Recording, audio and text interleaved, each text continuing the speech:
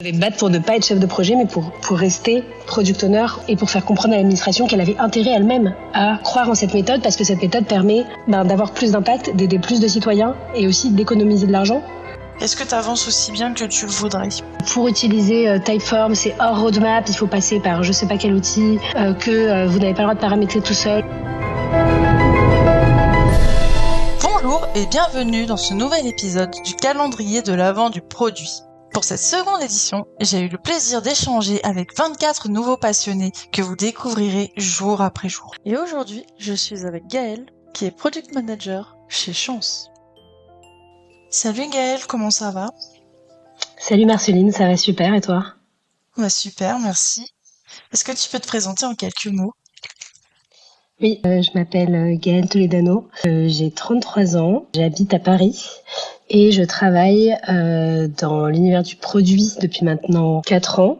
Aujourd'hui, je suis product manager chez Chance, mais j'ai eu des expériences très différentes dans le public et dans le privé. Est-ce que tu peux m'en dire plus sur ce que tu fais chez Chance ? Alors, Chance, c'est une boîte qui a été créée en 2015, il me semble. Aujourd'hui, on est entre 80 et 100 collaborateurs. C'est une communauté de personnes qui s'engagent pour permettre aux gens de trouver leur place dans le monde du travail et de trouver du sens dans leur travail. L'idée, c'est aussi d'agir sur l'égalité des chances professionnelles. Donc, c'est de faire en sorte que, quel que soit notre passé, ce qu'on a fait, on puisse être accompagné pour trouver notre place et pour trouver un travail qui nous correspond. Ils sont connus en fait pour leur bilan de compétences, un bilan de compétences digitales, et de plus en plus pour d'autres types d'accompagnement et notamment une communauté d'entraide. Et moi, je suis sur ce scope-là, sur le scope de la communauté. Donc l'idée en fait c'est de permettre aux gens qui sont accompagnés dans le cadre de bilan de compétences de trouver quelqu'un qui leur ouvrira une porte, qui leur parlera de leur métier. En gros, c'est de connecter des gens dans le monde du travail pour donner du réseau à ceux qui n'ont pas la chance d'en avoir et du coup permettre aux gens d'avancer dans leur carrière. Voilà, et donc l'idée c'est de construire cette communauté qui en est à ses débuts aujourd'hui. Et moi je suis sur ce scope-là. Juste avant, tu travaillais chez Open Classroom et encore avant, tu travaillais chez la startup d'État Andy. Est-ce que tu peux m'expliquer qu'est-ce que vous faisiez chez Andy ? Ouais, alors Andy en fait c'est une startup d'État. Donc juste pour t'expliquer rapidement ce que c'est, la direction interministérielle du numérique a monté un incubateur qui s'appelle BetaGouv. L'objectif c'est de faire des services publics autrement, de partir des besoins des usagers du service public, des problématiques qu'ils rencontrent sur le terrain et de construire des services à petite échelle en itérant sur des solutions techniques exactement comme on le ferait pour un produit ou une start-up et de construire des services publics qui partent des besoins du terrain par le bas, par des agents publics qui connaissent les besoins du terrain. Donc moi, à cette époque, je travaillais à la Caisse des dépôts, j'étais agent public, je faisais de la com. J'avais beaucoup travaillé dans les politiques publiques du handicap que je connaissais bien et j'ai construit Andy donc avec l'aide de l'incubateur. L'objectif de la start-up, c'était de permettre à des personnes en situation de handicap de tester des métiers en entreprise. Donc de connecter le monde économique, le monde des entreprises, avec le monde du handicap, qui sont deux mondes qui ne se parlent pas. Le taux de chômage des personnes handicapées en France, c'est 20%, donc c'est le double de la population générale. L'idée, c'était de lever ces barrières-là et de donner leur chance à des personnes handicapées de rentrer dans le monde du travail et de déstigmatiser le handicap en entreprise. Donc voilà, c'était une plateforme de matching, on va dire, entre des entreprises et des personnes handicapées.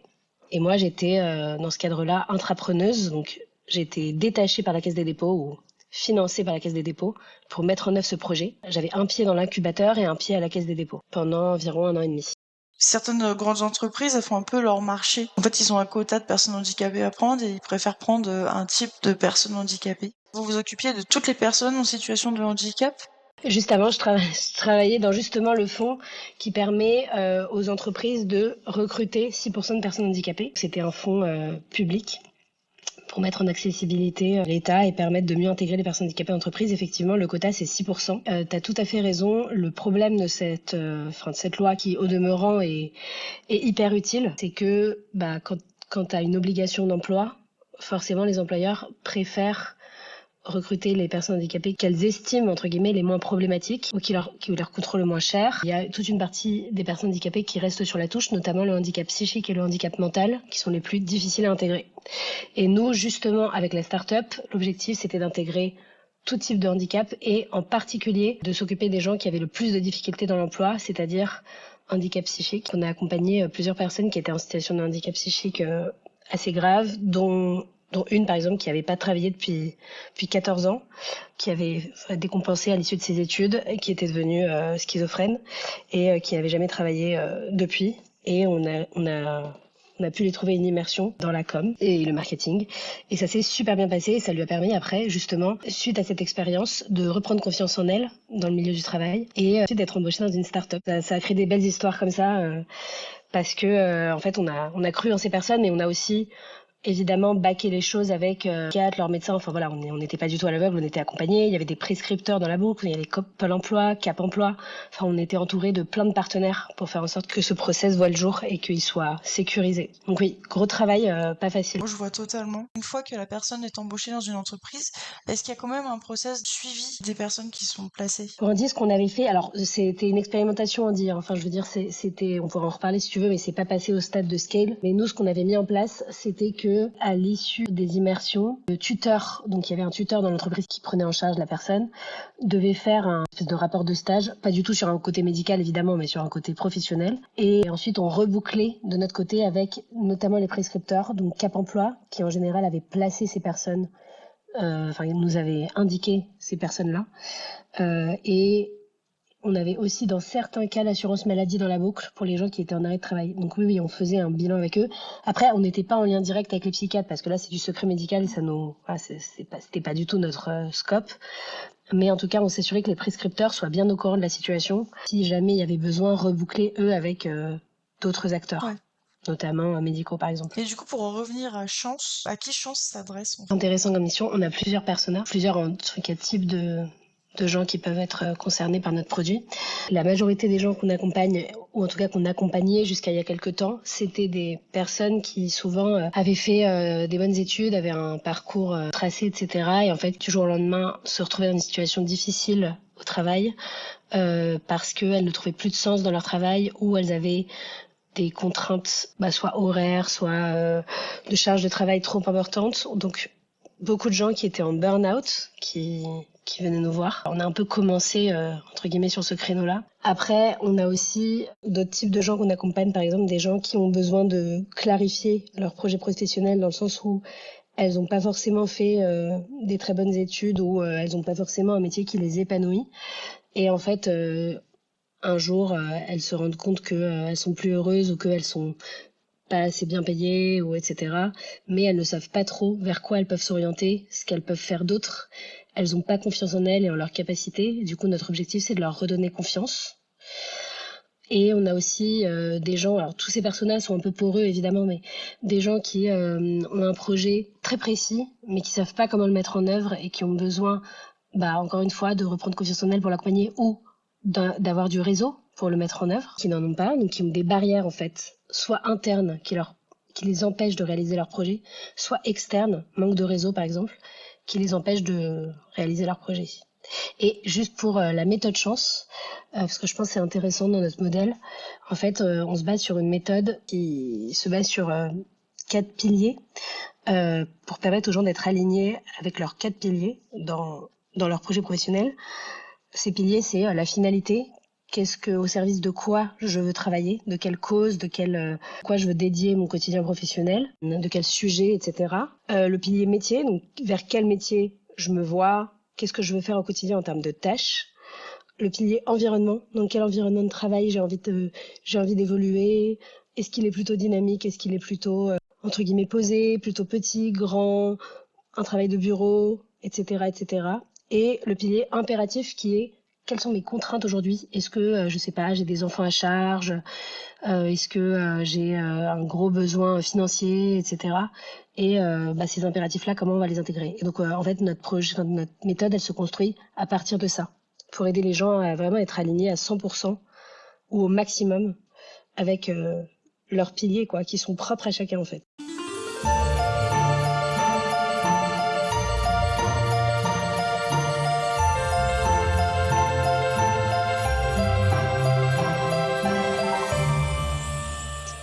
passer à la partie 2 sur la vision produit. Quel conseil tu donnerais à quelqu'un qui se lance dans le produit aujourd'hui?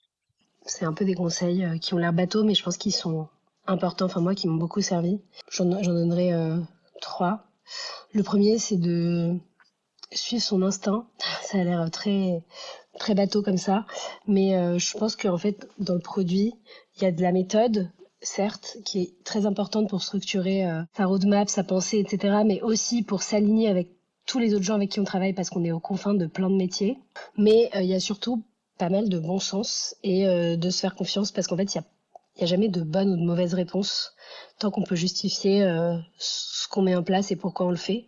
Et du coup, je pense qu'il faut suivre son instinct et savoir défendre ses convictions.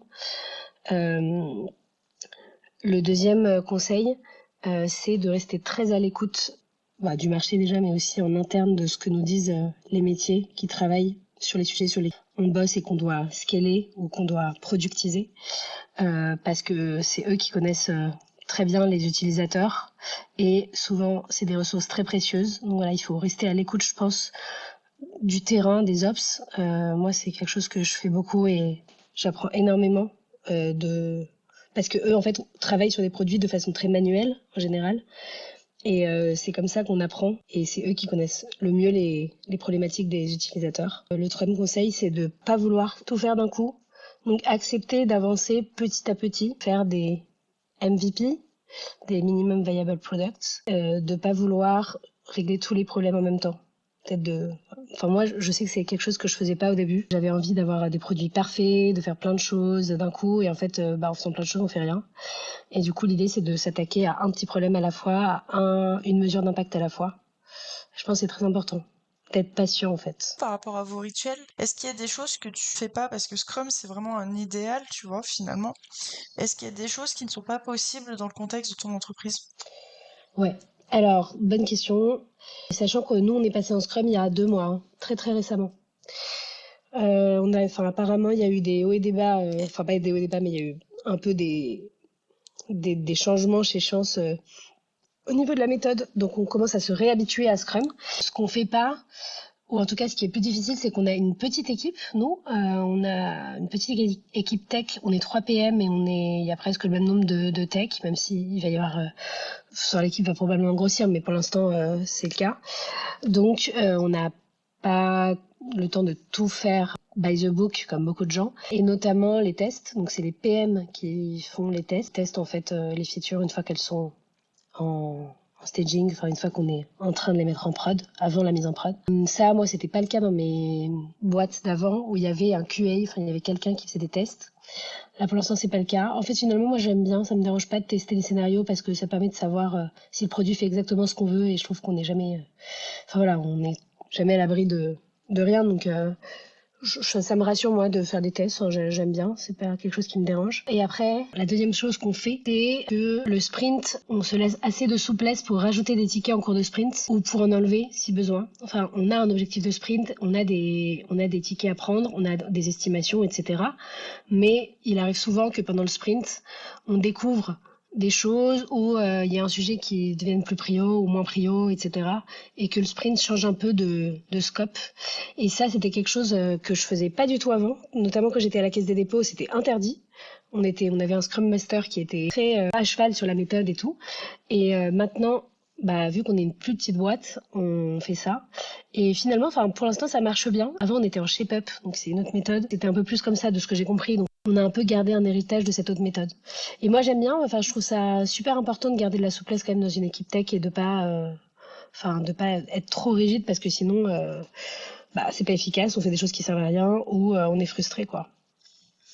Après, il faut que ça reste limité, évidemment. Faut pas non plus changer de sprint tous les 2 jours parce que sinon, ça n'a plus de sens. Du coup, quand t'as dit que tu changeais de scope dans ton sprint, tu changes le sprint goal, c'est ça? Non. Non, en fait, c'est juste que tu changes un peu change. les choses à faire dans le sprint, quoi. Ouais, je change un peu. Voilà, Ok. exactement. Genre, exactement. Le scope des tickets peut varier. On peut rajouter un ticket en cours de route parce qu'en fait, pour atteindre notre objectif, il faut faire une tâche en plus. Ou si jamais les devs ont fini plus tôt, ce qui arrive parfois, ils prennent des tickets du backlog qui ne sont pas dans un sprint goal. Enfin voilà, on arrive à être un peu souple, mais évidemment, on a quand même des règles de base, notamment ne pas changer les sprint goals, à moins qu'il y ait une énorme imprévu, mais bon, c'est pas arrivé pour l'instant. T'as dit que les développeurs ils prenaient un ticket quand ils avaient terminé le sprint un peu en avance. Du coup, c'est à ces moments-là que vous réglez tout ce qui est dette technique, refactoring de code ou pas? Oui, souvent ils vont prendre des tickets de refacto à ces moments-là, et parfois on en met un ou deux dans le sprint si jamais on a un peu de bande passante dès le départ.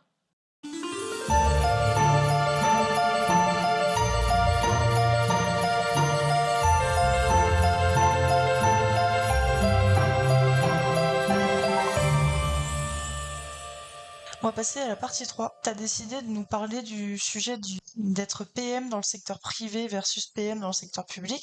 Est-ce Ouais. que tu peux m'expliquer quels ont été les obstacles que tu as rencontrés quand tu travaillais dans le secteur public et qu'est-ce que ça a changé par rapport au secteur privé? En vrai, je pourrais en parler vraiment des heures. Je vais essayer de faire court. Le contexte dans lequel j'étais, c'était un contexte un peu particulier parce que j'étais pas PM à l'époque, j'étais PO, Product Owner.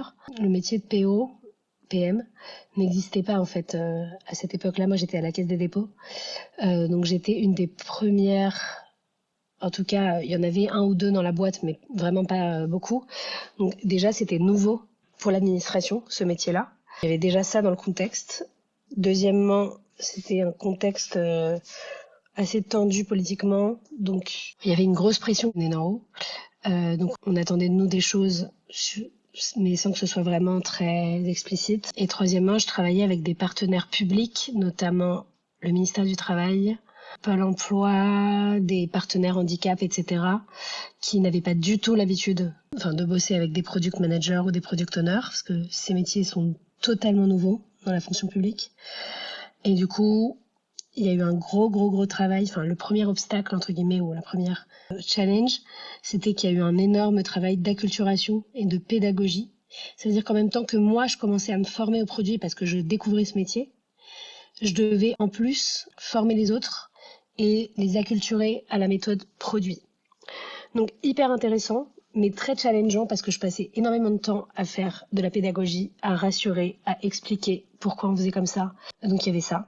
Deuxième chose, et ça je pense que c'est une des choses les plus importantes à savoir quand on fait du produit, notamment dans le public, c'est en fait l'objectif du secteur public, l'objectif des métiers historiques, entre guillemets, ou dans l'administration, est complètement contraire à la façon dont nous on travaille au produit, c'est-à-dire travailler de façon itérative, parier sur la réussite d'un produit, la réussite d'une fonctionnalité. Voilà, la notion de pari, d'incertitude, d'innovation, c'est encore très nouveau, voire pas trop dans les standards de l'État. Le métier de product manager dans le public, c'est un métier qui est un ovni parce que ça bouleverse en fait tout l'équilibre de l'administration, on va dire. Exemple, moi j'étais refinancée tous les 6 mois en fonction de mon impact quand j'étais en start-up. La notion d'impact, elle est pas bien comprise en fait dans le public. En tout cas moi là où j'étais. L'objectif c'est de mettre en place des process, une feuille de route, de délivrer, de sortir des choses qui vont être visibles dans le champ de l'État,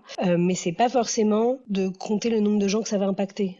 C'est pas forcément d'avoir un KPI qu'on va suivre, qu'on va faire évoluer, etc., de scaler. Et donc du coup, rien que faire comprendre ça, c'est pas facile. L'objectif des métiers, par exemple, les métiers historiques, je sais pas, juridique, compta, communication, etc., c'est aussi de maintenir la pérennité du système, la pérennité de l'État, alors que nous, on travaille avec des cycles hyper courts où on dit aujourd'hui, on veut lancer une newsletter, ce soir, il faut que ce soit en ligne.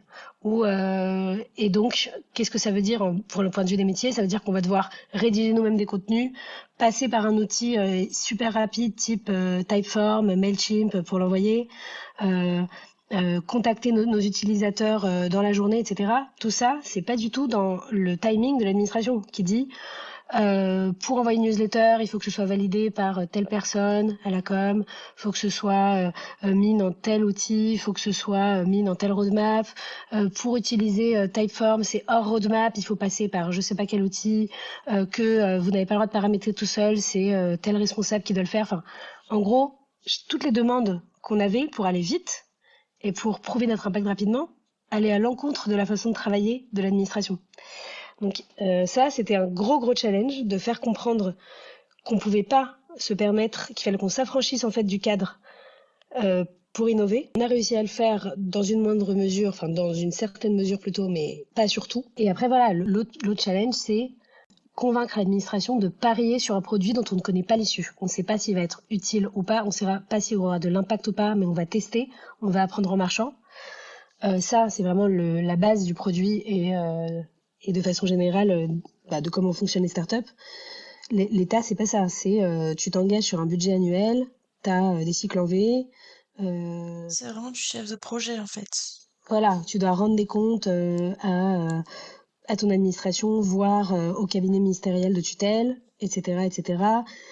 C'est des feuilles de route très très longues, et donc il faut. Enfin moi je vais me battre pour ne pas être chef de projet, mais pour rester product owner ou product manager, et pour faire comprendre à l'administration qu'elle avait intérêt elle-même à croire en cette méthode, parce que cette méthode permet d'avoir plus d'impact, d'aider plus de citoyens et aussi d'économiser de l'argent, parce qu'on travaille pas en cycle en V et que si jamais on voit que ça marche pas, on peut pivoter très rapidement. Ça, ils le comprenaient, mais ça a mis du temps en fait.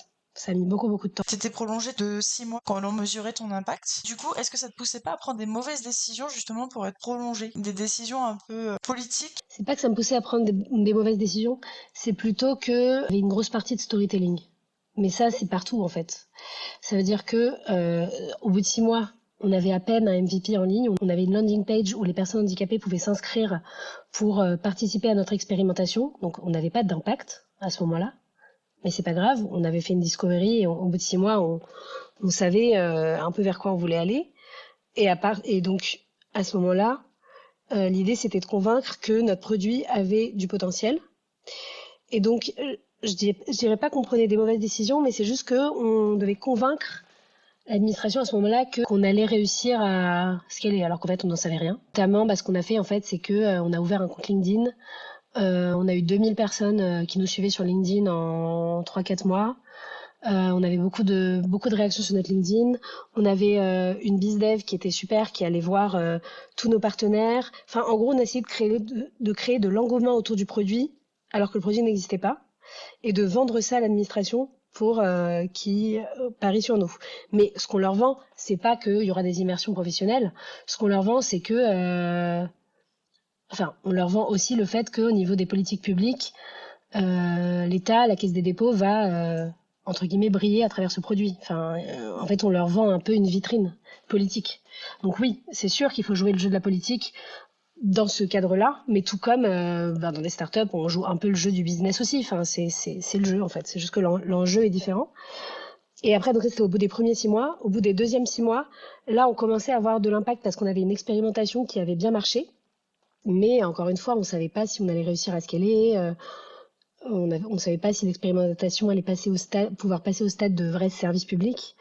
Et là, on devait leur montrer que l'impact de l'expérimentation, le retour à l'emploi de certaines personnes handicapées, les retours des employeurs, les retours des personnes handicapées, ce qu'on avait appris, et leur présenter un modèle de scale.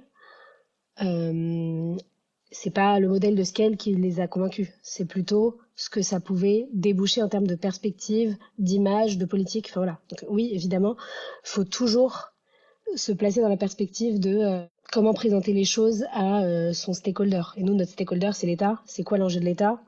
C'est, oui, de mettre en place des politiques publiques qui fonctionnent, mais c'est aussi continuer à être financé et de continuer à être, entre guillemets, dans les petits papiers de ceux qui tirent les ficelles, c'est-à-dire les cabinets ministériels du moment, etc. Donc, oui, c'est sûr qu'il y avait cet enjeu, c'est intéressant. Quand t'es une start-up de l'État, t'as pas la contrainte financière. En revanche, t'as la contrainte politique qui est vachement plus importante. Est-ce que t'avances aussi bien que tu le voudrais? Énorme question sur laquelle j'ai beaucoup réfléchi après la fin de ma start-up. Ouais, ça a un côté assez démotivant, c'est vrai, si je dois être honnête. Parce qu'en fait, le vent tourne assez vite en fonction des priorités du moment. Donc en fait, ce qui était une priorité absolue hier, c'est pas telle politique publique. En revanche, là, c'était l'insertion professionnelle des personnes handicapées, mais ça aurait pu être le taux de chômage ou les retraites. Au moindre retournement de situation politique change. Et du coup, c'est difficile d'avoir des alliés qui ont toujours les mêmes enjeux ou toujours les mêmes convictions au fur et à mesure du temps. C'est difficile d'avoir paradoxalement, c'est difficile d'avoir une forme de pérennité politique, je trouve, dans l'État. Et du coup, il faut trouver d'autres interlocuteurs, des gens plus sur le terrain qui vont être convaincus de ce qu'on fait. Bah écoute, merci beaucoup d'avoir participé à ce calendrier de la vente du produit. Est-ce que tu souhaiterais dire un petit mot de la fin pour terminer? Pour le petit mot de la fin, déjà bonne année à tous. Et peut-être aussi, en ce moment, le monde des startups et de la tech va pas très bien, je pense. Enfin, c'est pas un scoop, mais je pense qu'il faut continuer à être hyper passionné par ce qu'on fait et à trouver des moyens d'atteindre nos objectifs avec moins de ressources et à continuer d'être créatif et inventif. Voilà, vraiment en tout cas, c'est ce que j'essaye de faire et de rester optimiste parce que on a quand même des métiers qui sont hyper intéressants. Merci d'avoir écouté cet épisode, j'espère que ça vous a plu. Vous pouvez retrouver un résumé en vous inscrivant à la newsletter sur afternoon.pm. À demain pour un prochain épisode.